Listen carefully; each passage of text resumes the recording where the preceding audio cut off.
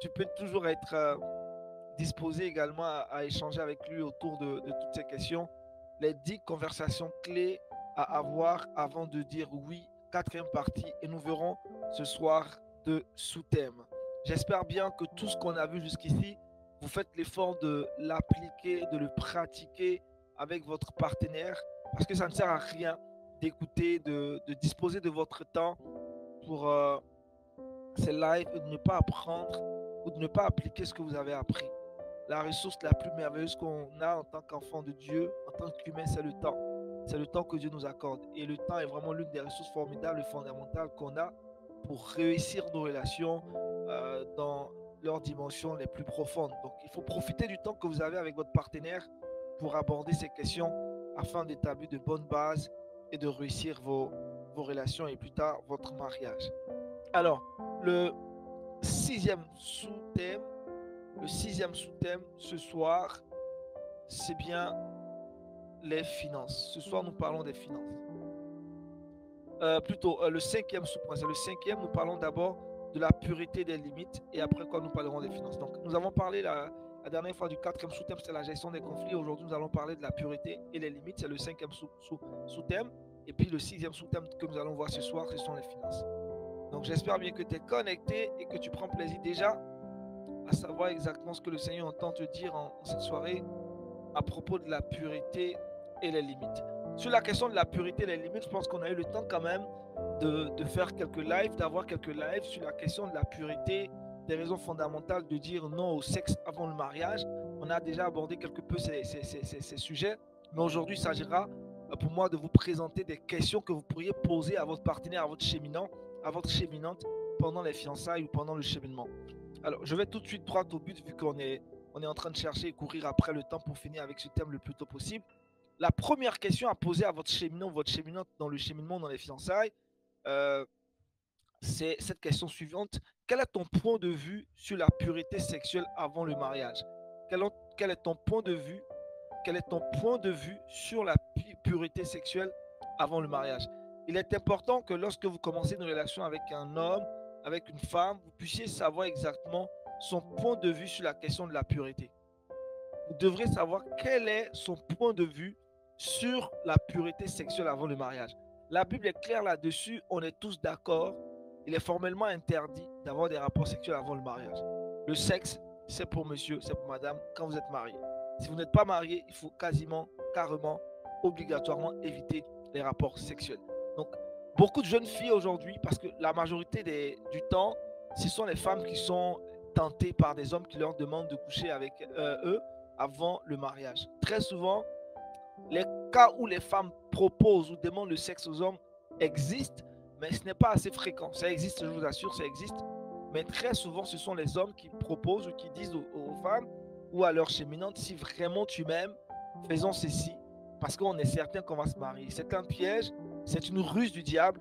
Et certaines femmes qui sont peut-être éprises d'amour pour ces hommes-là, je ne dirais pas éprises d'amour, qui sont faibles dans leurs émotions, qui ne respectent pas la parole de Dieu parce qu'étant chères, au fur et à mesure qu'elles se rapprochent de cet homme, elles finissent par perdre leur valeur spirituelle, elles finissent par se laisser des limites, disons, briser toutes ces limites-là, elles finissent par succomber à la tentation.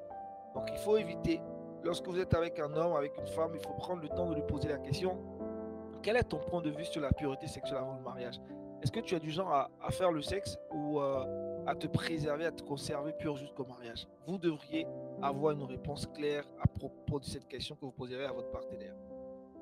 Deuxième question que vous devriez poser à votre futur époux, toujours dans le contexte de la pureté, comme je dis, ce soir on parle de pureté, c'est la suivante. Quels sont les défis que tu rencontres en ce qui concerne le respect de nos limites? Ce qui signifie que dès que vous posez la question de la pureté sexuelle, vous établissez à l'instant même des limites. C'est sûr que la sœur qui est connectée ce soir dira à son futur époux, pour ma part, pas de rapport sexuel avant le mariage. Pas d'attouchement avant le mariage. Pas de baiser avant le mariage. Pas de tripatouillage, de caresses assez poussées, intimes avant le mariage. Donc voici nos limites. Donc une fois que vous dressez vos limites, la deuxième question que vous pourriez vous poser entre vous, quels sont les défis que tu rencontres en ce qui concerne le respect de nos limites? est-ce que par rapport à ce que je viens de dire ou à ces limites qu'on vient d'élaborer, tu penses que tu rencontrerais même des défis? La question pourrait être autrement posée. Quels sont les défis que tu pourrais ou tu penses pouvoir rencontrer en ce qui concerne le respect de nos limites en rapport à la pureté? Quelqu'un te dirait que moi, honnêtement, si on se retrouve seul dans un environnement et qu'il n'y a personne et qu'il se fait, euh, l'environnement est sombre, je peux avoir des idées nocturnes et bizarres. Donc, pour ne pas être tenté, évitons de nous retrouver seuls, évitons d'être deux, évitons d'être dans un endroit clos où il n'y a personne qui nous regarde parce que je peux être tenté à faire certaines choses. Donc, ça pourrait être la deuxième question que vous poserez à votre cheminant ou à votre cheminante en matière de pureté. Je vais rapidement. Troisième question, comment pouvons-nous nous soutenir mutuellement pour rester fidèles à nos engagements de pureté? Donc vous prenez un engagement de pureté. Cet engagement vous invite à dire on reste pur jusqu'au mariage. Prenons le cas de Rachel et de Marc. Rachel et Marc prennent l'engagement de rester purs jusqu'au mariage. Comment de façon pratique vous pourriez vous soutenir? C'est sûr qu'il y aura des occasions où la femme sera beaucoup plus tentée. Il y a des périodes où la femme a besoin de la chaleur d'un homme. Elle aura beaucoup plus de sensibilité à être tentée ou à désirer le sexe. L'homme, c'est pratiquement H24 qu'il est dans cet état-là. Donc, comment est-ce que vous pourriez vous soutenir mutuellement pour rester fidèle à vos engagements de pureté, à éviter de faire des choses qui pourraient vous rattraper plus tard ou qui pourraient venir saper votre relation? Parce qu'une fois que le sexe est consommé avant le mariage, c'est plus très évident que vous arrivez au mariage. Beaucoup de choses rentrent en ligne de compte.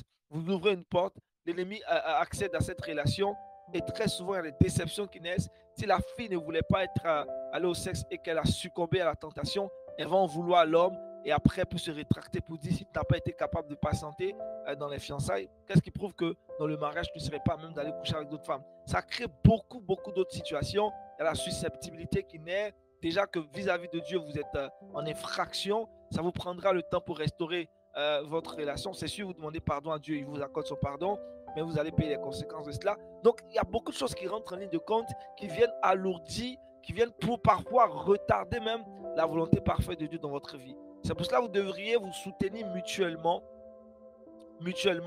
pour rester pur jusqu'au mariage. Et je suis certain que vous qui êtes connectés ici, par la grâce de Dieu, vous resterez pur jusqu'au mariage au nom suprême de Jésus. Quatrième question à poser à votre partenaire. Quelle importance accordes-tu à la pureté émotionnelle de notre relation? Si on parle de pureté, ce n'est pas que pureté sexuelle au niveau donc des rapports, mais la pureté aussi émotionnelle. Parce que parfois, si votre partenaire ne prend pas le temps de mettre certaines limites, vous pourriez vous retrouver dans une relation où la dépendance affective, les dépendances émotionnelles peuvent venir bousiller ou saper votre relation. C'est pour cela qu'il faut avoir de l'équilibre. La pureté émotionnelle va vous emmener à faire égard de votre partenaire, à respecter ses limites, à ne pas le pousser à bout, à ne pas l'emmener également à avoir des mentalités ou des pensées qui sont totalement destructrices pour ses émotions.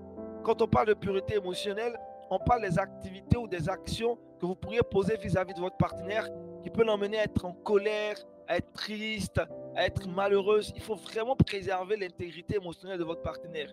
Évitez de la blesser, évitez de faire des choses qui pourraient l'emmener à être mal dans son être, Donc, quelle importance accordes-tu à la pureté émotionnelle dans notre relation? Il faut parler à votre partenaire et c'est de façon réciproque, avec beaucoup de respect, avec beaucoup de tendresse, avec beaucoup d'égards, avec beaucoup de bienveillance.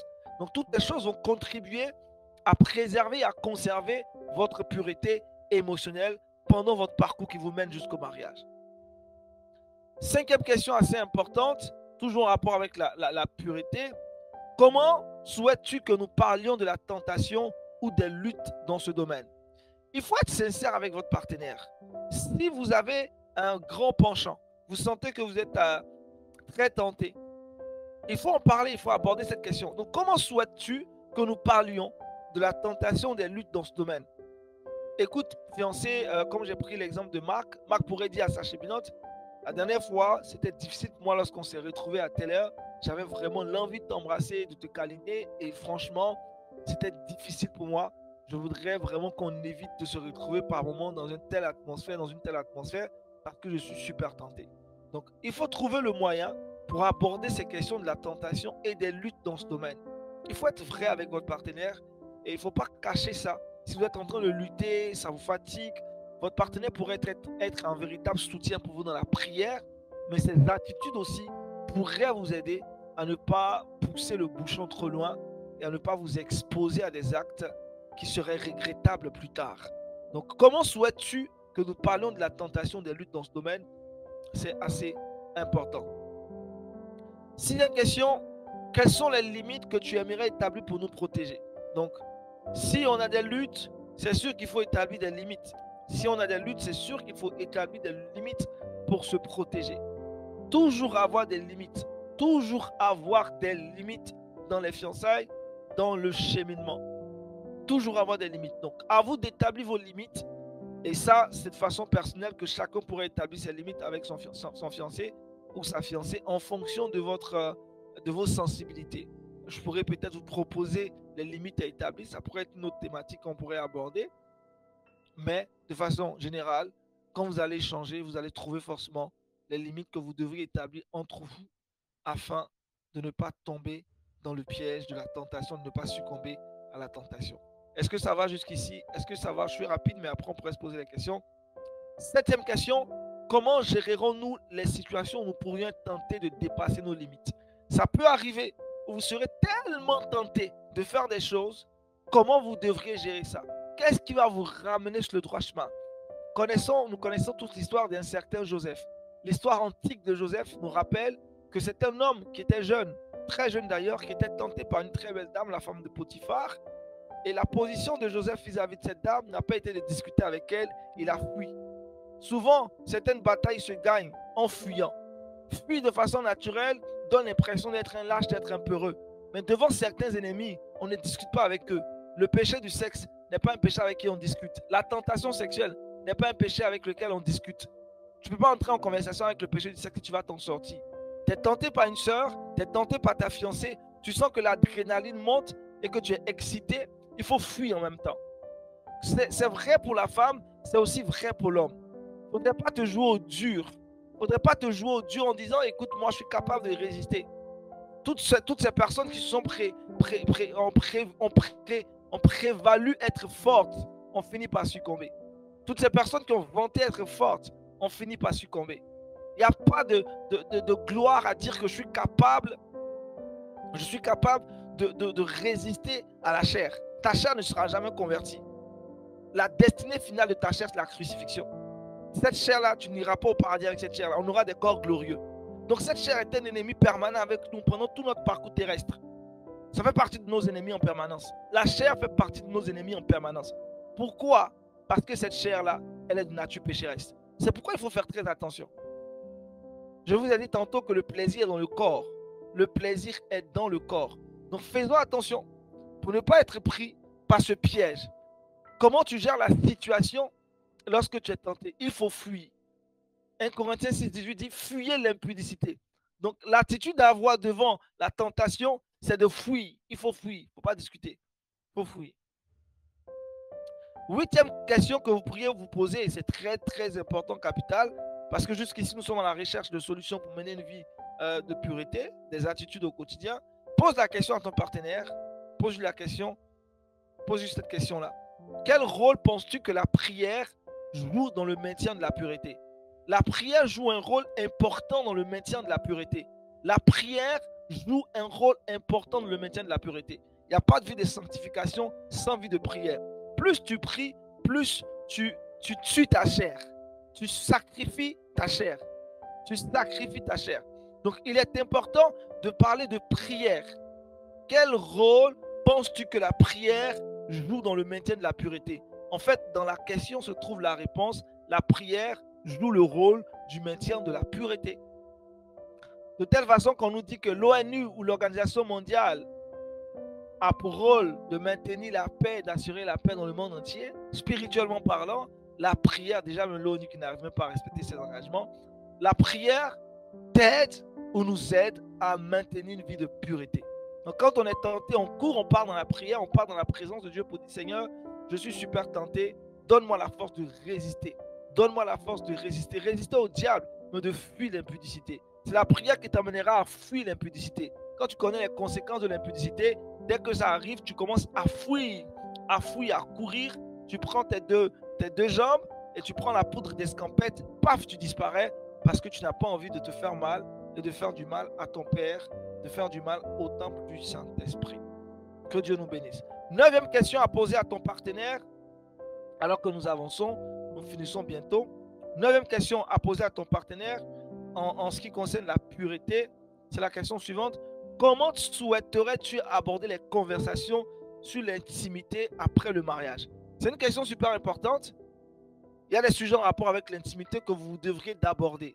Vous n'abordez pas ça dans les fiançailles ou dans le cheminement de façon frontale, mais vous pourriez les aborder en toute globalité, en toute profondeur, pardon, vous pourriez les aborder dans la profondeur lorsque vous serez marié. Donc, posez la question à votre partenaire, comment souhaiterais-tu qu'on aborde les conversations sur l'intimité après le mariage? Il est important de parler des sujets aussi très intimes avec votre partenaire. Quand vous êtes vraiment dans le mariage, vous devriez avoir du temps pour vous deux, vous aborder ce genre de questions. Cela renforce davantage votre intimité et votre relation. 10e question en rapport avec l'intimité, je la pose maintenant et je pense que tu la reçois aussi maintenant. Comment pouvons-nous encourager d'autres couples dans leur propre démarche de pureté? Donc si vous arrivez à tenir, et c'est évident que vous allez y arriver, aidez d'autres couples aussi. Vous connaissez d'autres frères et sœurs qui sont fiancés, vous appartenez à la même église, à la même assemblée, à la même organisation, ou même vous n'êtes même pas de la même organisation, mais vous vous connaissez en tant que frères et sœurs dans le Seigneur. Vous priez, vous soutenir, et puis également vous aider, vous encourager à manifester ou à vivre une vie de pureté. Est-ce que jusqu'ici c'est correct? Est-ce que ça va? Avant qu'on aborde le deuxième sous-thème, est-ce que ça a été clair? Les questions sont claires? C'est sûr que vous pourrez commencer à noter déjà vos questions, mais faites-moi un retour déjà sur ces 10 premières questions. Est-ce que c'est correct? J'attends vos commentaires dans le clavardage.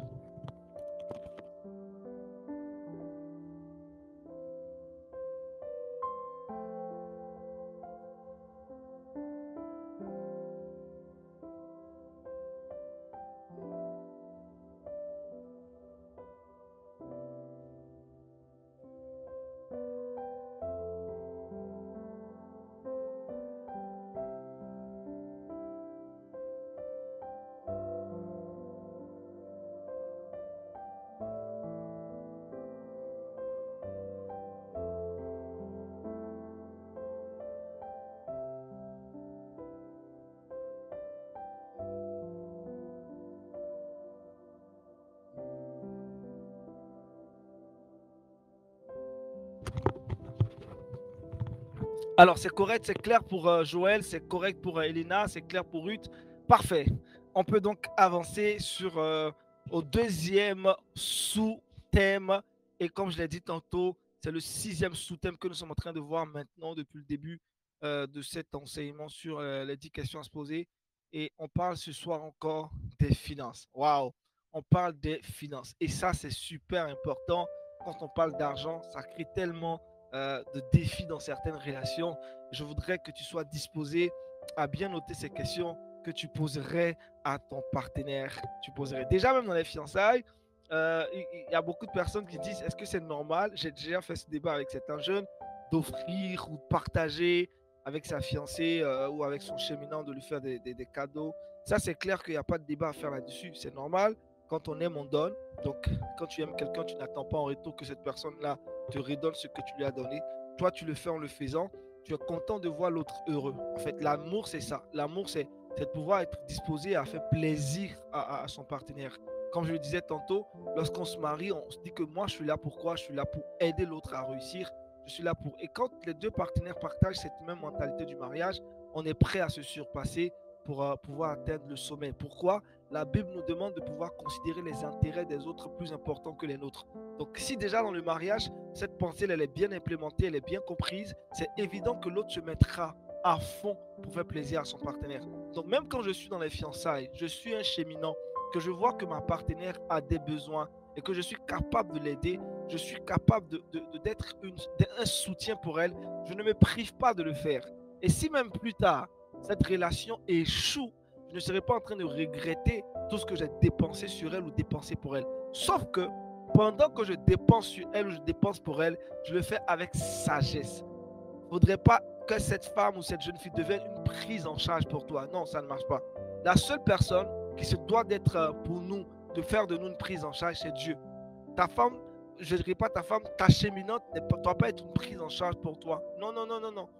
C'est là que je veux tout de suite ouvrir une parenthèse. Elle ne doit pas être une prise en charge pour toi. Et si dans le contexte, elle traverse des moments difficiles et pénibles et que tu deviens une aide pour elle, il ne faudrait pas que demain, ça soit une contrainte pour qu'elle t'épouse.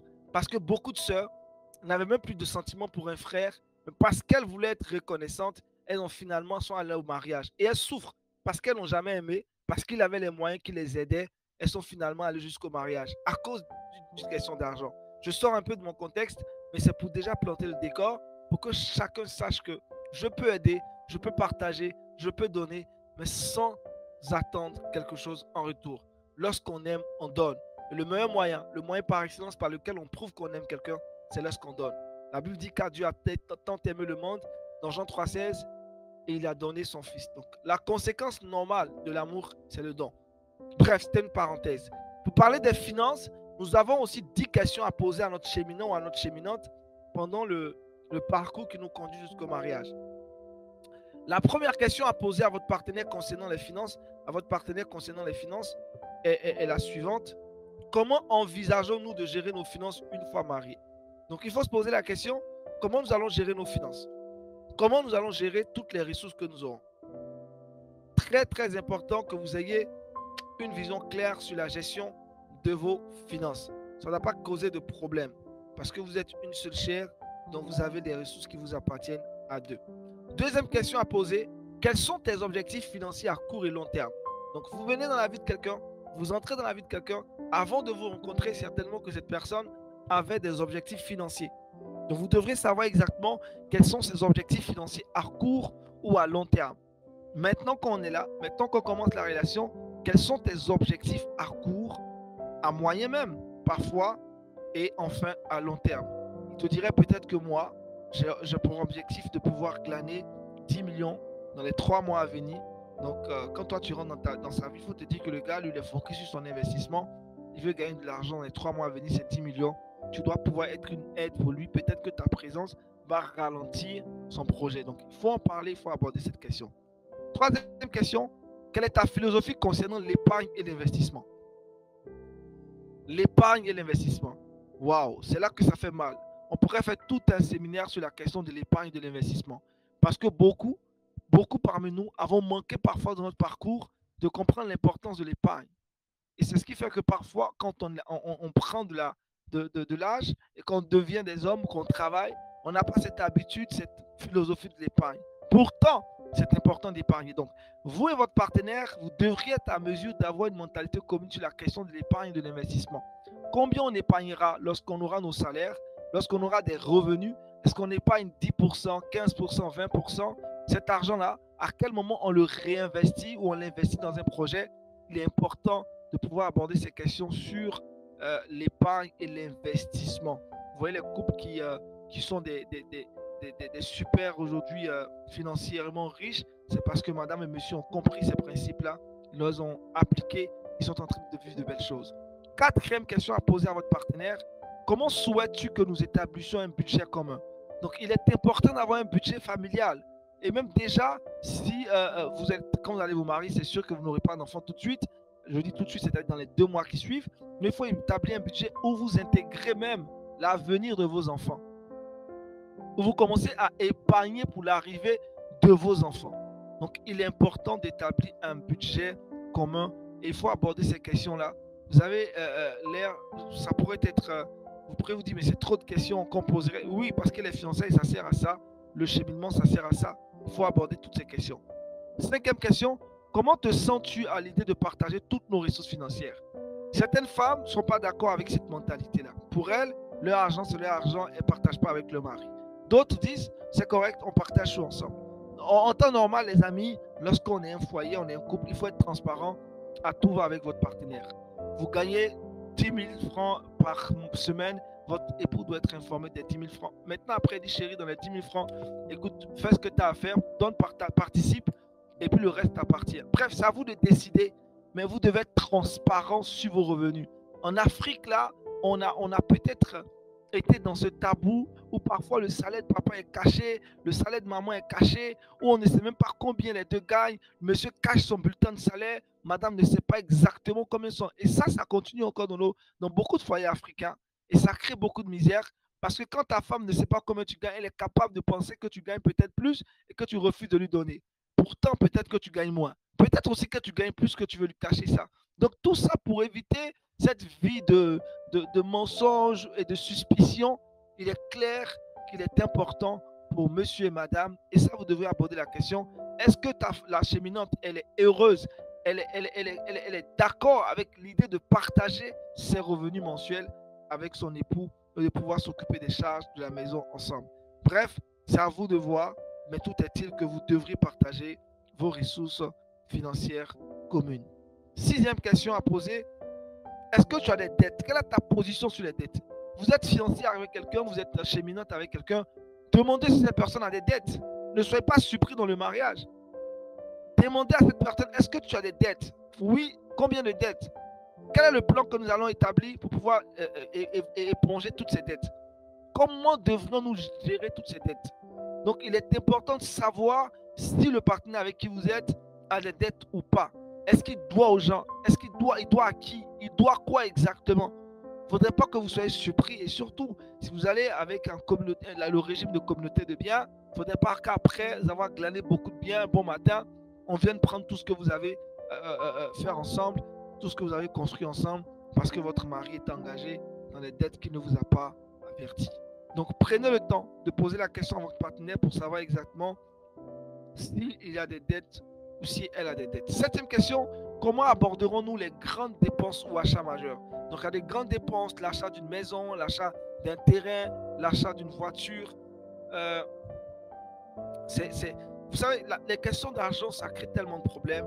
Aujourd'hui, j'étais en train de lire l'actualité, je faisais l'actualité et je pense que vous avez appris cette athlète kenyane qui a été brûlée par son mari. Je pense que vous suivez l'information et elle a finalement succombé à ses blessures le jeudi de la semaine dernière. Elle est décédée, c'était terrible, son mari l'avait brûlée totalement et c'était tellement triste.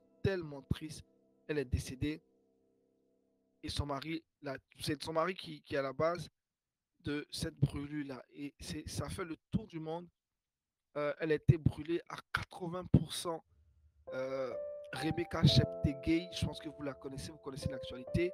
Elle revenait de l'église avec ses enfants à son domicile dans une ville qu'on appelle Ndebes à l'ouest du Kenya. Et elle a été brûlée par son époux alors qu'elle revenait de l'église à 80%. L'athlète de 33 ans est morte quelques jours plus tard. Et ça fait l'actualité.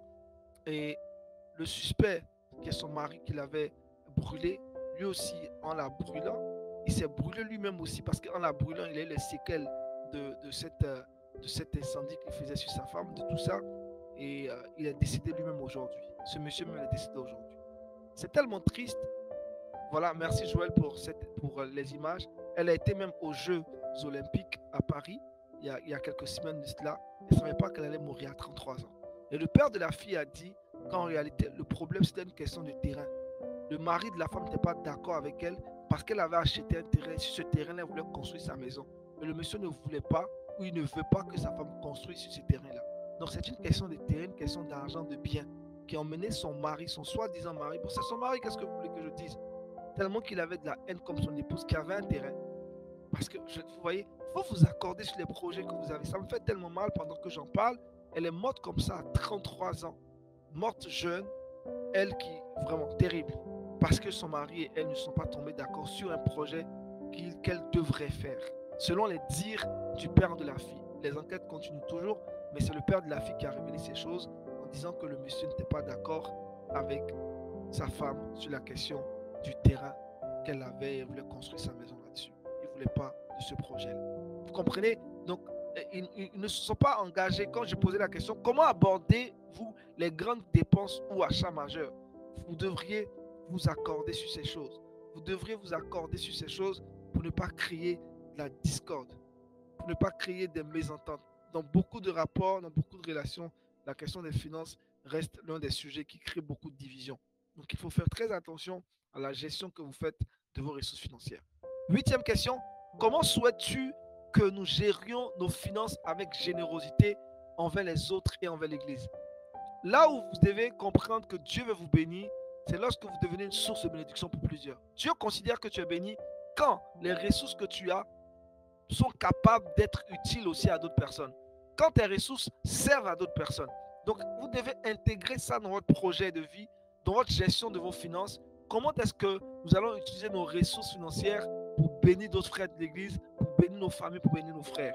Donc ça, c'est super important. Ne pensez pas qu'à vous, pensez aussi aux autres. C'est pourquoi cette question, je l'ai introduite dans les questions à poser. Votre partenaire doit savoir exactement que vous devez partager ce que vous avez. Neuvième question, avant-dernière question justement, que penses-tu de l'idée d'avoir des comptes bancaires séparés ou un compte commun? Donc c'est aussi important, vous savez qu'à chaque fois que vous avez des comptes, il y a des frais d'entretien de ces comptes, bref, mais peut-être c'est pour des objectifs bien précis. Vous devrez savoir exactement, est-ce que vous et votre partenaire, plus tard quand vous serez mariés, vous comptez avoir un compte conjoint, un compte commun, ou finalement avoir des comptes séparés? C'est la question que vous devriez avoir. Et puis, dixième question, comment pourrions-nous nous soutenir financièrement en cas de perte d'emploi? Ça peut arriver, ça ne veut pas dire que vous êtes en train d'appeler le malheur, mais c'est toujours bon de se poser cette question.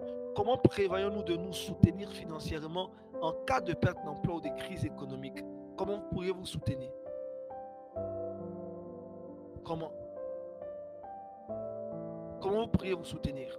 Donc, super important de vous poser les questions parce que dans la vie, on ne prévoit pas le malheur. Hein. Le malheur peut arriver. Donc, comment on fait si on traverse des moments difficiles économiquement? Est-ce qu'on a vraiment une épargne, des épargnes d'urgence qui peuvent nous aider de tenir? Comment madame pourrait aider son époux pendant ces périodes difficiles?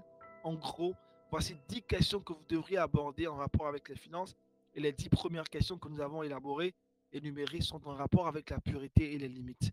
On va s'arrêter là ce soir pour les deux sous-thèmes. Si vous avez des questions, je permets au service communication d'ouvrir maintenant la lucarne des questions.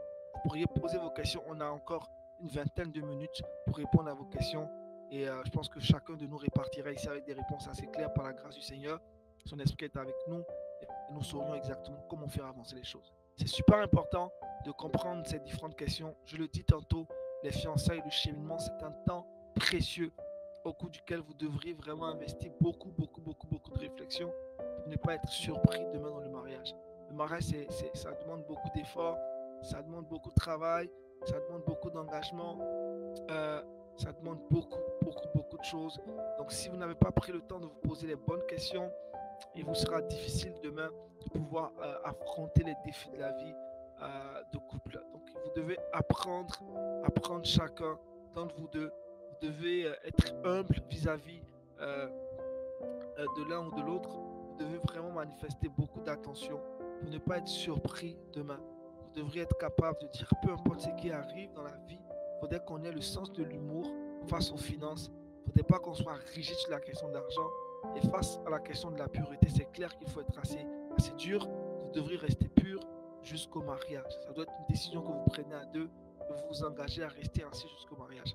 Quoi qu'il advienne, quoi qu'il arrive, on reste pur jusqu'au mariage, on reste chaste jusqu'au mariage, on se découvrira sexuellement dans le mariage. Donc, voici des questions importantes à poser à votre partenaire pour connaître sa vision, sa façon de voir les choses, mais aussi qu'est-ce qu'il met en place pour vous permettre d'atteindre cet objectif que vous vous êtes fixé. Donc, ça ne sert à rien de faire sortir de gros mots de leur contexte, mais il faut surtout poser des actes concrets qui vous aidera, vous, madame, vous, monsieur, à pouvoir atteindre le but que vous êtes fixé. Donc, chers messieurs, chères mesdames, il est important de prendre en considération toutes ces questions, de vous les poser vous-même, avoir des réponses claires et nettes, et de les poser à votre futur partenaire, à votre futur conjoint. Est-ce qu'il y a des questions ce soir? Je vous permets de poser vos questions pour qu'on puisse avancer.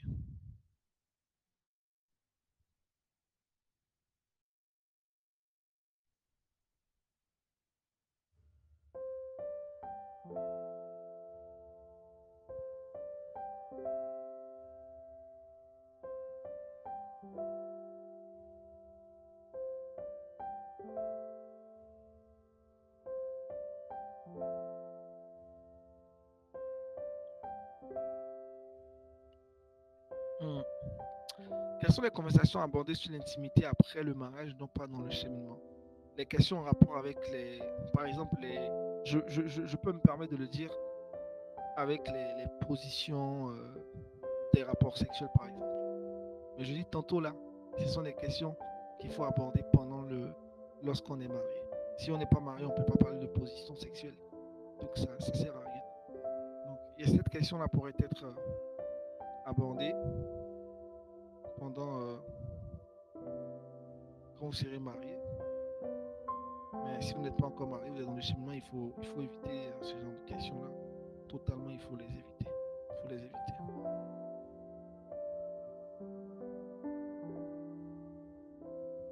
L'homme africain évite toujours des questions liées aux finances et sexe. Et si l'un des partenaires évite ces questions, ceux-là sont-ils suffisants pour l'éliminer du cheminement? Non, ce n'est pas suffisant, mais il faut qu'il soit enseigné sur la question des finances et sur la question du sexe. Il faut vraiment que vous puissiez vous faire enseigner. C'est pourquoi j'ai dit tantôt, il faut vous faire enseigner. Il faut vous faire enseigner. Il faut que votre partenaire soit disposé à se faire enseigner sur ça. Parce qu'on ne réussit pas sa vie par hasard. La vie, on l'a réussi parce qu'on l'a planifié, parce qu'on l'a pris, on prévoit réussir. Si dans votre calendrier, vous n'avez pas prévu réussir, vous ne réussirez pas. Vous n'allez pas réussir par accident. Ça n'arrivera même pas. La réussite demande beaucoup d'efforts. Et réussir son mariage, là, ça demande beaucoup d'efforts. Pour faire 20 ans, 30 ans de mariage et peut être vraiment épanoui, je n'ai pas dit de faire genre, hein, parce qu'il y a des gens qui font 30 ans, 40 ans de mariage, mais c'est que souffrance. Pour vivre pleinement du mariage, profiter vraiment de la vie en couple et être heureux comme Dieu le veut, ça demande de l'implication, ça demande beaucoup d'engagement. Et ces questions en rapport avec les finances, vous savez, sans l'argent, on peut rien faire dans ce monde actuellement. L'argent, l'argent, écoutez, blague à part, aujourd'hui sans argent, tu peux faire quoi?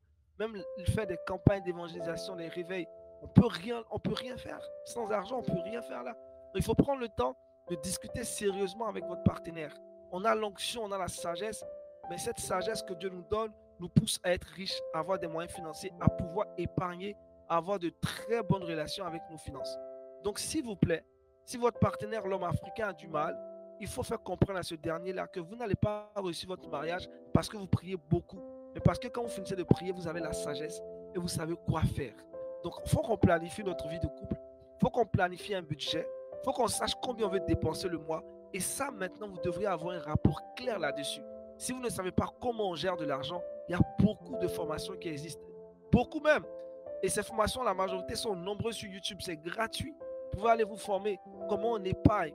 La question de 20-30, vous pensez que 20-30-80, il y a tellement de principes pour épargner. Il y a tellement de bonnes choses sur l'investissement que vous pourriez lire. Donc, vous devez faire comprendre à votre partenaire combien de fois l'épargne 50-30-20, c'est de ça que je voulais parler. Il y a bien de choses encore sur la question du sexe. Tous ces sujets, vous devrez les aborder avec beaucoup de sagesse pendant les fiançailles. Donc, si votre partenaire est en train de se jouer au gros, au dur, faites-lui comprendre que vous avez besoin, il a besoin de se faire enseigner et que vous, sur ces questions-là, vous êtes vraiment intransigeante, vous devrez les aborder. Troisième question, si le frère dans le cheminement ne veut pas te faire part de ce qu'il fait réellement comme affaire, sous prétexte qu'il veut que tu l'aimes pour ce qu'il est, comment réagir face à ce comportement? Non, ça ne marche pas. Il faut faire comprendre à ce cheminant que vous avez besoin de savoir il fait quoi comme affaire. Il doit vous dire exactement il fait quoi comme affaire. C'est quoi ce mystère qu'il veut créer autour de ce qu'il fait? Ça ne marche pas. Je crois qu'un homme qui veut vraiment d'une femme est prêt à lui dire quand même certaines choses, certaines vérités. Et quelle est cette affaire-là qu'on cache si elle n'est pas bizarre, elle n'est pas mystérieuse? Qu'est-ce qu'on cache si elle n'est pas bizarre, elle n'est pas mystérieuse? Si il n'est pas capable de vous dire exactement ce qu'il fait, c'est qu'il y a un problème. C'est ça qu'il y a un problème. S'il fait un travail qui est légal, un travail qui est normal, il doit vous le dire. Il fait des affaires, qu'il vous dise quel genre d'affaires qu'il fait. Mais s'il ne veut pas vous dire exactement c'est quoi l'affaire qu'il fait, attention. où est-ce qu'il prend cet argent, ou comment il fait pour s'entretenir. Ne vous mettez pas en couple avec quelqu'un qui ne travaille pas, ou qui n'a pas l'intention de travailler, ou qui n'est pas occupé au quotidien. Vous devriez être avec des gens. C'est vrai et pour la femme et pour l'homme, mais je vous le dis tantôt. La Bible dit que celui qui se relâche dans le travail est semblable à celui qui détruit. Dieu aime quelqu'un qui est occupé à faire quelque chose de bien, de correct. C'est pas forcément aller travailler, mais la personne peut être aux études, la personne peut être en formation, elle peut être en stage, elle doit être occupée. Quelqu'un qui ne fait rien de ces 24 heures, c'est une personne à ne pas suivre. Ne vous mettez pas en couple avec une telle personne. Maintenant, une fois que vous savez que la personne est occupée dans ses H24, demandez-lui qu'est-ce qu'elle fait. Dieu n'est pas un Dieu paresseux. Dieu ne prend pas de vacances, il est toujours en train de travailler. Quand Dieu dit de nous reposer, là, le repos fait partie des activités au cours de laquelle on se ressource. Donc le repos, c'est pas s'asseoir et puis on ne fait rien. Même les vacances font partie des activités qu'on fait pour se restaurer, se ressourcer. Donc en réalité, les vacances, c'est un travail. Même se reposer, c'est un travail. Parce que tu t'occupes autrement que le travail qui peut-être te rémunère. Donc si ton homme ou cette femme avec qui tu veux être ne te dit pas clairement ce qu'elle fait comme activité, mais elle est toujours cash, elle touche de l'argent, il faut t'inquiéter sur la source de ses revenus. Tu te dois de savoir exactement d'où provient cet argent. Tu te dois de savoir qu'est-ce qu'elle fait comme activité. Si elle n'est pas claire et qu'elle continue d'insister, madame, prenez vos affaires, allez-y voir ailleurs. Si cet homme-là veut vraiment de vous, cet homme vous dira la vérité. Un homme te demande le sexe avant le mariage avec raison poussée comme ça va si tu es féconde. C'est un homme à éliminer. La médecine peut te dire si tu es féconde. On n'a pas besoin de coucher avec un homme. Donc, il veut t'enceinter déjà dans les fiançailles. Ruth, la question que tu poses veut dire cet homme veut juste t'enceinter pendant les fiançailles pour savoir si tu es féconde. Vous pouvez aller faire des textes. Il y a ce qu'on appelle les textes prénuptiaux qui se font aujourd'hui. Certaines églises exigent ça avant le mariage. Dans certaines assemblées, c'est une exigence. Avant le mariage, il faut faire des tests prénuptiaux. Il faut aller à l'hôpital. On va vous checker. Ils vont faire des tests pour savoir les tests de compatibilité sanguin pour savoir exactement si ça colle entre vous deux. Ça se fait à l'hôpital. Ça ne se fait pas sur le lit ou sous un drap. Ça ne se fait pas là-bas. Autre question. C'est clair pour tout le monde, je crois.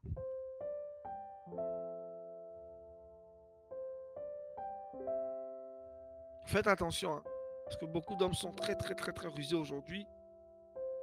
Beaucoup d'hommes sont très rusés aujourd'hui. Y a-t-il un rapport entre spiritualité et libido? Si oui, comment gérer un partenaire qui a une libido tellement plus élevée que la nôtre? Mérim, est-ce que vous êtes marié? Est-ce que tu es marié? Je veux savoir si tu es marié parce que ces questions que tu poses là, c'est beaucoup en rapport avec les couples. Hein. Si tu n'es pas marié, je ne sais pas pourquoi tu poses telle question. De toute façon, tu parles de libido là, ça me fait peur. Y a-t-il un rapport entre spiritualité et libido? C'est pour les mariés. Si tu n'es pas marié, je ne réponds pas à ta question.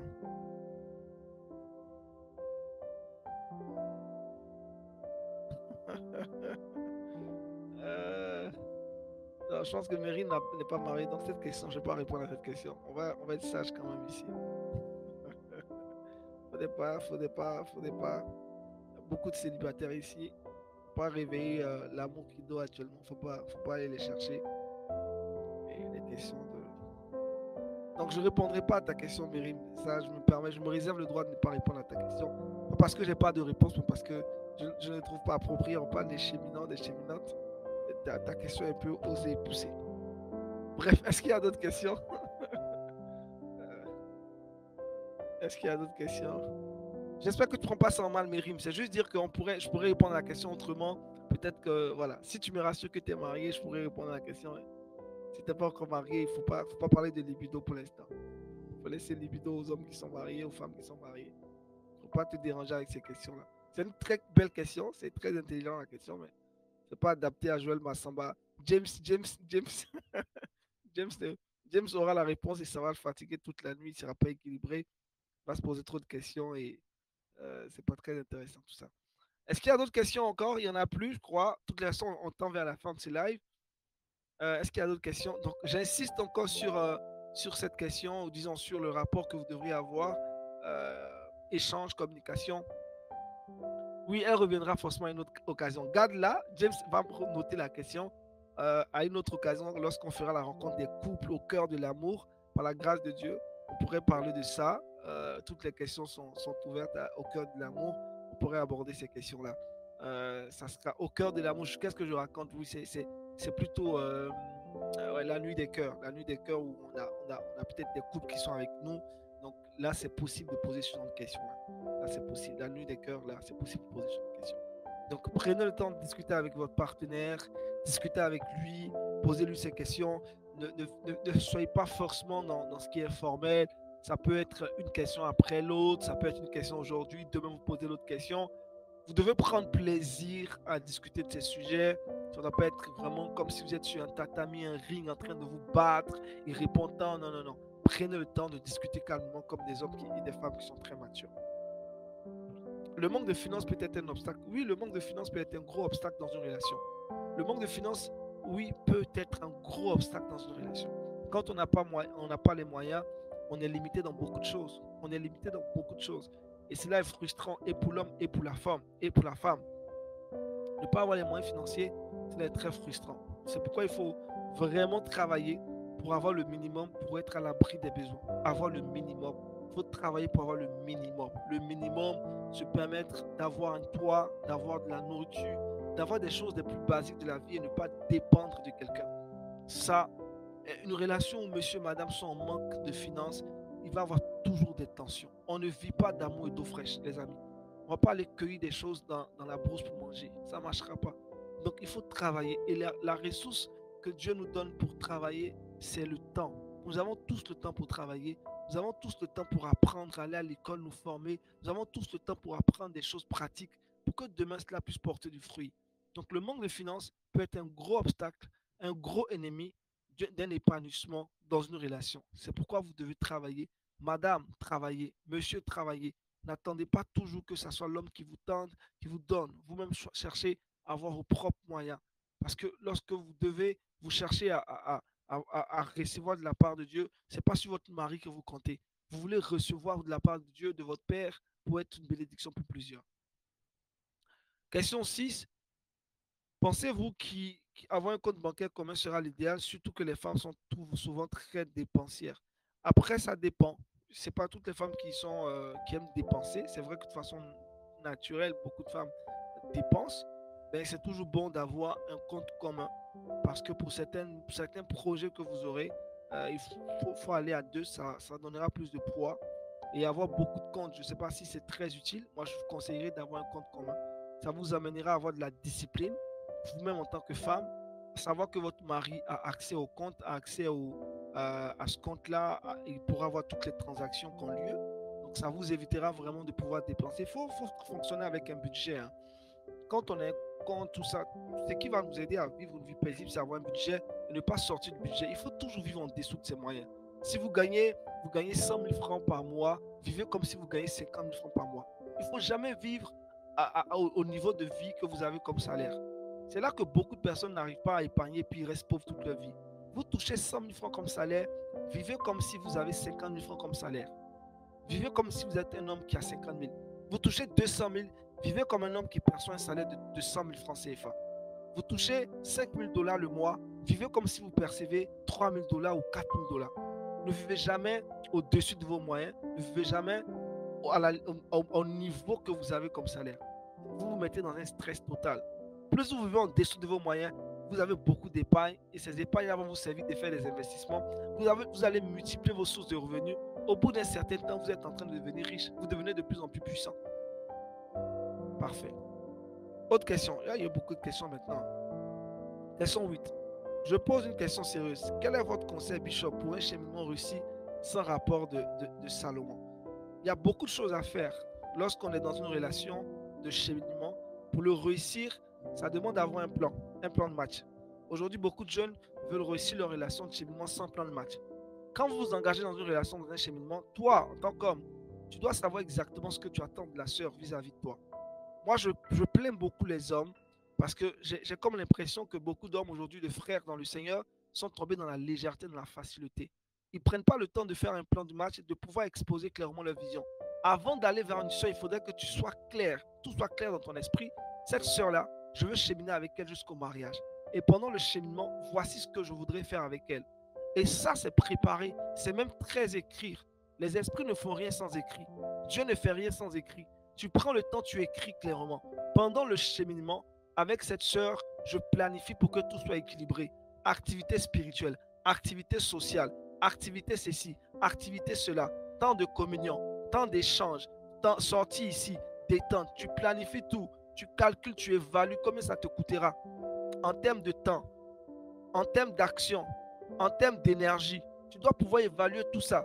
Quand la sœur t'écoute et puis vous discutez et puis elle voit ça, elle entend ça de toi, je te promets que la sœur est rassurée qu'elle est un homme de vision. Elle se dit, cet homme-là, il sait où il va avec moi. Mais un homme qui est dans un cheminement, qui ne sait pas où il va avec la sœur, rien n'est établi. Le matin, on se lève, on ne sait pas quoi faire. Vous n'avez pas des heures de prière, des heures de discussion. Tout est bizarre. Rien n'est établi. Aucun principe. Vous n'allez pas réussir. Ça va être compliqué.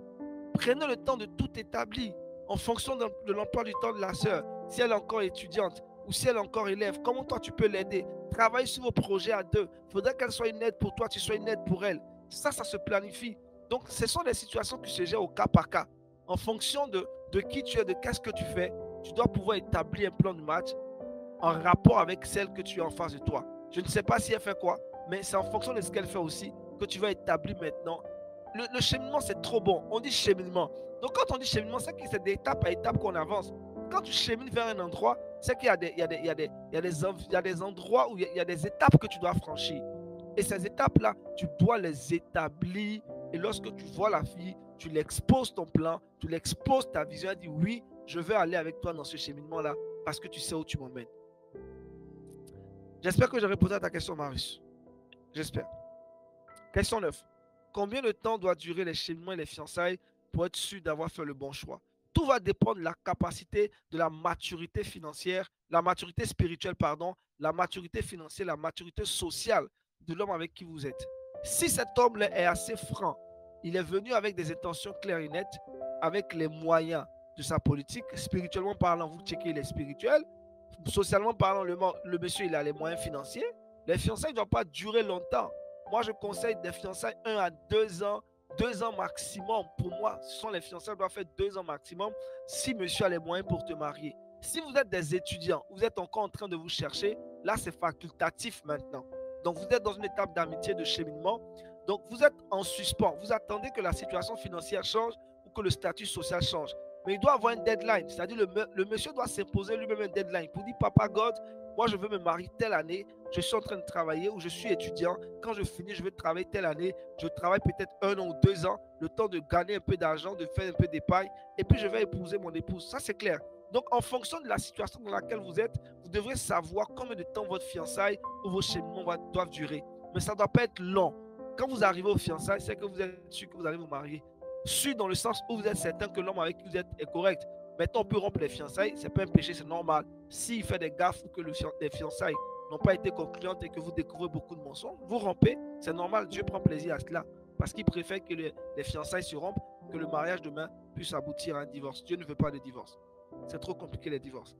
Si à toutes ces questions, le partenaire répond A pendant les fiançailles, mais que pendant le mariage, on se rend compte que les réponses ne sont pas Z, on fait comment? C'est pourquoi pendant que vous êtes en train de cheminer, la prière reste la base de toute chose. De tout ce qu'on a dit, on n'a pas abandonné le spirituel. Le monsieur a dit A, A, A, A, A. Vous arrivez dans le mariage, tout se transforme en Z. L'âme par laquelle vous allez rétablir les choses, c'est par la prière. Un homme de foi n'accepte pas les choses telles qu'elles sont. Un homme de foi, une femme de foi établit les choses telles qu'elles devraient être. Donc si pendant les fiançailles c'était correct et après dans le mariage tout change, en tant que femme de foi, femme de prière, vous rétablissez les choses. Je prends l'exemple toujours du film que vous avez tous aimé, War Room. Quand cette femme-là a commencé à comprendre ou a commencé à remarquer que son mari voulait la tromper, elle a voulu résoudre le problème dans la chair. Mais heureusement qu'il y avait une vieille femme dans la prière qui lui a dit, ma fille, le moyen que tu es en train d'utiliser va te perdre toi-même. Rentre dans ta chambre de prière, chambre de guerre, et prie. La prière est capable de tout renverser. Donc si les choses commencent à changer dans votre foyer, dans votre mariage, allez-y. Un homme ou une femme qui plie les genoux devant Dieu peut tenir devant n'importe quoi. Donc dans la prière, commencez à intercéder. Demandez à Dieu de vous faire grâce. Le Seigneur va changer le cœur de l'homme avec qui vous êtes. Mais pour cela, il faut être patiente. J'ai dit la dernière fois, il y a les 3 P qui font que le mariage dure, la patience, le pardon et la prière. Donc si tu pries, il ne faut pas t'attendre à ce que le résultat soit maintenant. Dieu peut le faire. Mais si ça ne se fait pas, s'il te plaît, patiente. Ne sois pas assez pressé pour dire j'ai prié, je n'ai rien vu. Patiente et attends le temps de Dieu. Dieu fera. Ça peut être pénible, ça peut être lourd, mais il faut t'attendre à ce que Dieu va te répondre. Amen. Je suis à la 40e question. Je suis où exactement? J'ai répondu à la question d'Elena. C'est quoi la prochaine question? Ok, la question 10. J'ai répondu à la question 10. La question 11 maintenant, je crois. Si notre partenaire a de merveilleux projets mais manque de moyens financiers pour les implémenter et que nous-mêmes n'en avons pas personnellement, pouvons-nous faire recours à un membre de notre famille que nous savons pouvoir l'aider? Oui, c'est possible. C'est possible. Tu peux recommander, tu peux demander à un frère, à une soeur de la famille qui peut vous aider. Il peut vous aider. Beaucoup de relations ont réussi comme ça parce que la fille avait des parents qui pouvaient les aider, un frère, un oncle.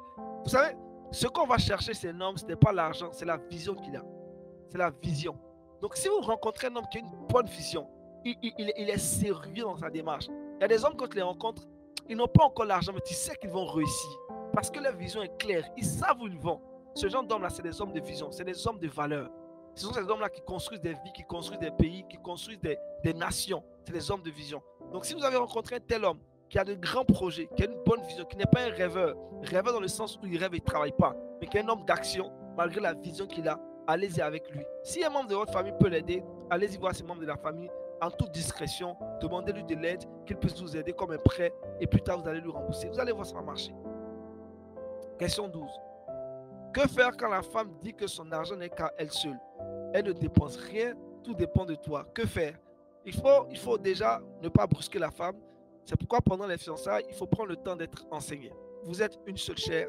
Vous devez faire comprendre à cette sœur-là que certes, son argent, elle a travaillé à la sueur de son front pour l'avoir. Mais dans le but de pouvoir réaliser les projets qu'elle a ou les projets que vous avez en commun, il serait toujours bon d'aller ensemble. La Bible dit que la corde à 3 fils seront difficilement. Donc si vous agissez ensemble, vous rassemblez vos efforts, c'est évident que vous allez vite avancer. Tu pourras dire à cette fille-là que seule avec ses moyens, elle ira vite, mais elle n'ira pas loin. Mais lorsqu'on met nos forces ensemble, on va vite et on va très loin. On accomplit de plus grandes choses. C'est pourquoi elle doit comprendre la mentalité dans laquelle Dieu dit qu'un homme et une femme deviennent une seule chair. À deux, on est plus fort. À deux, on est capable de relever de plus grands défis. Donc, elle doit comprendre que certes, ses moyens lui appartiennent, en ce sens qu'elle a travaillé pour l'avoir. Mais en vrai, quand on check tout, cet argent ne lui appartient pas. Cet argent appartient à Dieu. Elle se doit d'être reconnaissant à Dieu pour la grâce qu'elle a d'être dans un foyer. Et dans ce foyer, elle se doit de réaliser les promesses pour lesquelles Dieu l'a envoyé dans ce mariage-là. Donc, si vous faites comprendre ça à votre fille chéminante, ne soyez pas brusque avec elle. Elle ne comprendra pas forcément le même jour, vous l'expliquerez. Priez pour son cœur. Priez pour son cœur. Moi, je suis convaincu d'une seule chose. Quand on fléchit genoux dans la prière pour quelqu'un, Dieu finit par toucher le cœur de cette personne. Donc, prenez le temps de prier pour elle. La prière, c'est l'antidote de tout. Peu importe ce qui arrive, même si elle est dure de cœur, priez pour que Dieu l'emmène à avoir une vision telle que vous l'avez selon la parole de Dieu. Et ne faites rien sur base de la manipulation. Prenez à chaque fois la parole de Dieu, exposez la vérité biblique. C'est cette vérité-là qui va toucher son cœur. Question 13. Que pensez-vous dès maintenant de 6 mois? Que pensez-vous? Des cheminements de 6 mois, c'est correct. Des cheminements de 6 mois, c'est correct, mais on n'a pas dit 6 mois, vous vous mariez. Cheminement de 6 mois, après cheminement, il y a fiançailles. Donc, vous finissez, vous faites le cheminement, vous faites vos fiançailles. Après les fiançailles, non, peut-être les fiançailles vont faire 6 mois aussi, ou 2 mois, ça dépend. Mais après le cheminement, vous allez aux fiançailles. Je pense que j'ai répondu à la question. Question 14 maintenant. J'ai un ami, il est stable, mais le problème est que toutes les femmes qui se mettent en couple avec lui rompent de la même manière. Il se demande qu'il persévère ou qu'il abandonne. Parce que l'amour n'est pas fait pour lui. Non, l'amour est fait pour lui. Pourquoi ces femmes l'abandonnent? Il peut avoir deux origines. Soit l'origine est en rapport avec son attitude, ses habitudes et sa mentalité. Ça, c'est quelque chose de naturel. Donc, il doit changer ou shifter sa pensée pour avoir de bonnes pensées. C'est pour ça que la Bible dit qu'on doit tous passer par le renouvellement de l'intelligence. Deuxième raison, ça peut être une raison spirituelle. Avant de me prononcer, d'aller plus en profondeur, je me dois de savoir c'est quoi l'origine, c'est quoi les raisons pour lesquelles ces femmes la partent. Donc, on ne peut pas faire des diagnostics si on n'a pas pris le temps de poser des questions aux patients. Donc, s'il y a des réponses qui sont claires et nettes, c'est sûr qu'on trouvera l'origine. Pourquoi ces femmes-là finissent par le quitter, finissent par rompre avec lui. Une fois qu'on a trouvé cette origine, on va traiter le problème à la racine et c'est fini. Il va bientôt se marier. Soit c'est une question de problème qu'il s'est mis lui-même dans la tête. Moralement, psychologiquement, ses habitudes ne sont pas bonnes. Et je pense beaucoup plus à ça. Ou deuxième chose, ça peut être des raisons spirituelles, des réclamations ou des liens, des limitations. Mais ça se règle. Toutefois qu'il y a problème, dites-vous qu'il y a solution. La solution a existé avant les problèmes. Jésus est la solution de tout. Et la solution a existé avant les problèmes. Donc, il n'y a pas un problème sur cette terre qu'on ne peut pas résoudre. Peu importe. Donc, il y a une solution à tout.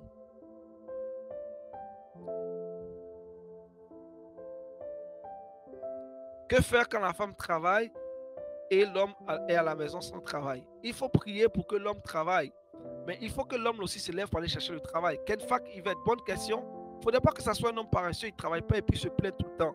Il doit prouver, démontrer à sa femme qu'il est. Et pourquoi il ne travaille pas? C'est dû à quoi? Il y a beaucoup de questions que je pourrais poser. Pourquoi il ne travaille pas? C'est quoi la raison? Qu'est-ce qui l'empêche de travailler? Est-ce qu'il est souffrant? Est-ce qu'il est au chômage parce qu'il a fait une faute et on l'interdit de travailler dans la nation unie?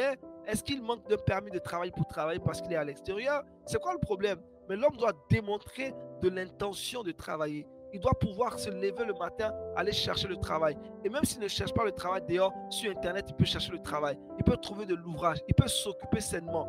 Travailler, ce n'est pas forcément faire un boulot qui nous rémunère, qui nous donne de l'argent. Ça peut être même s'occuper de la plus bonne des manières en attendant qu'on ait un travail qui nous donne de l'argent. Donc, c'est important qu'il se mette à travailler. Je ne sais pas, mais il doit forcément trouver quelque chose à faire. Que faire quand l'homme est prêt pour le mariage, mais la femme dit qu'elle n'est pas encore prête, qu'elle veut accomplir toutes ses visions et projets à accomplir d'abord? Il faut pouvoir comprendre déjà la femme, quels sont ses projets qu'elle veut accomplir. Est-ce que ta présence dans sa vie va l'empêcher d'accomplir ses projets?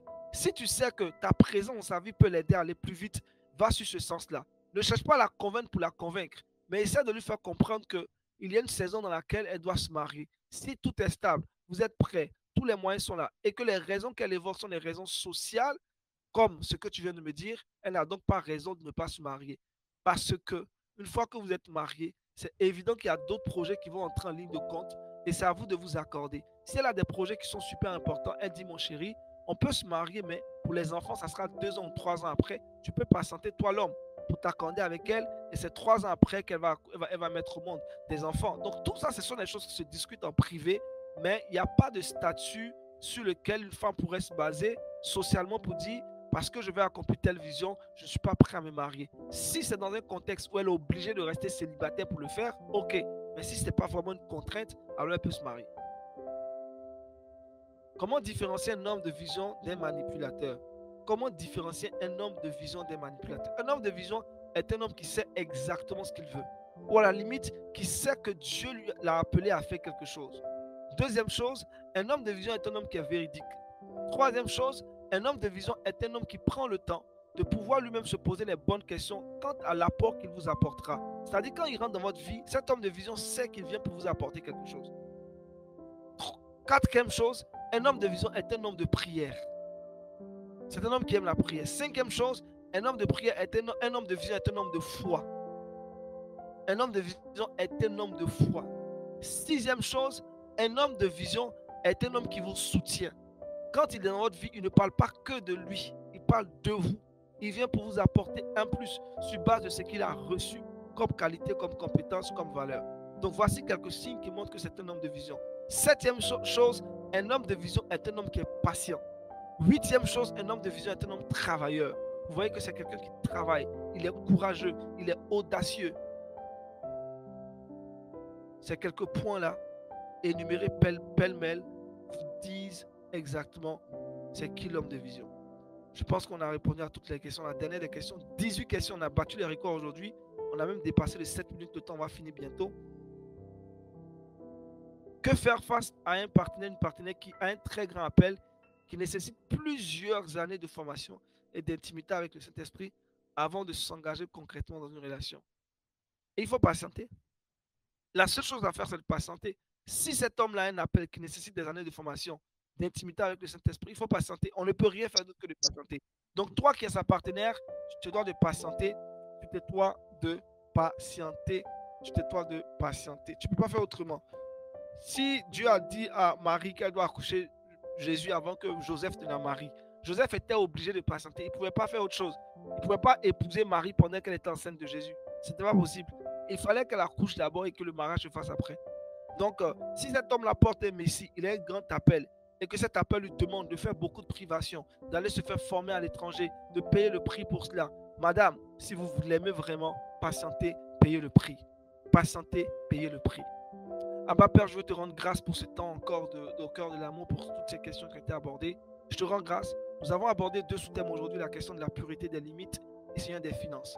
Ce soir, je prie que toute personne connectée puisse vivre une vie de pureté jusqu'au mariage. Je déclare que aucune personne connectée ce soir ne tombera dans le péché du sexe avant le mariage. Et si cela était arrivé, je prie que tu accordes le pardon à ton frère, à mon frère et à ma soeur, à ton fils, à ta fille, de telle sorte que cela ne se reproduise plus. La chasteté est le partage de toute personne connectée jusqu'au mariage. Si quelqu'un vivait dans une vie crise de concubinage, d'impureté, oh Père, par ta grâce, ses yeux s'ouvrent ce soir et elle quitte cette vie d'impureté. Je prie pour la pureté, je prie pour que les limites soient respectées et que tes enfants arrivent et entrent dans le mariage avec un état d'âme pur, avec un état de corps pur et un état d'esprit pur, Seigneur, avec une vie que tu apprécies, que tu approuves. Abba Père, ce soir, je prie également que tu donnes de la sagesse à tout frère, à toute sœur ainsi connectée ce soir, pour que Père, dans l'étape du cheminement et des fiançailles, elle ait cette capacité de pouvoir aborder les questions des finances et du sexe en toute tranquillité, en toute transparence. Seigneur, je déclare qu'un homme ici connecté ce soir, qui est à la recherche du travail, trouve un emploi afin qu'il puisse avancer dans sa démarche périternelle qui le mènera au mariage. Je prie que cet homme connecté ici ce soir, qui a envie, qui désire se marier dans la première saison de sa vie, mais qui est en manque du travail alors qu'il est qualifié, fais-lui la grâce de trouver du travail et que les choses puissent aller de l'avant. Je prie pour une sœur qui est à la recherche d'un travail. Accorde-lui la grâce d'être aussi stable économiquement et qu'elle soit un soutien, une solution pour son époux. Abba Père, la richesse est notre partage. Nous chassons et nous refusons toute relation dans laquelle la souffrance sera rattachée aux finances. Nous refusons, Christ, d'être assujetti par l'argent. Nous refusons d'être esclaves de l'argent. L'argent est l'esclave de Jésus-Christ. L'argent est aussi notre esclave. C'est donc notre serviteur. Jésus, merci parce que tu nous accordes la grâce de vivre, de manifester la foi et d'aller de l'avant en toutes circonstances. Toute personne ainsi connectée ce soir reçoit de toi la grâce d'un mariage pur, des mariages Éden, des mariages bénis, des mariages sanctifiés, des mariages riches, des mariages épanouis où il ne manque de rien. Jésus-Christ, merci pour cette grâce que tu nous as donc accordée ce soir. Que toute la gloire et l'honneur te reviennent. C'est en ton précieux nom que nous avons prié. Amen, amen et amen.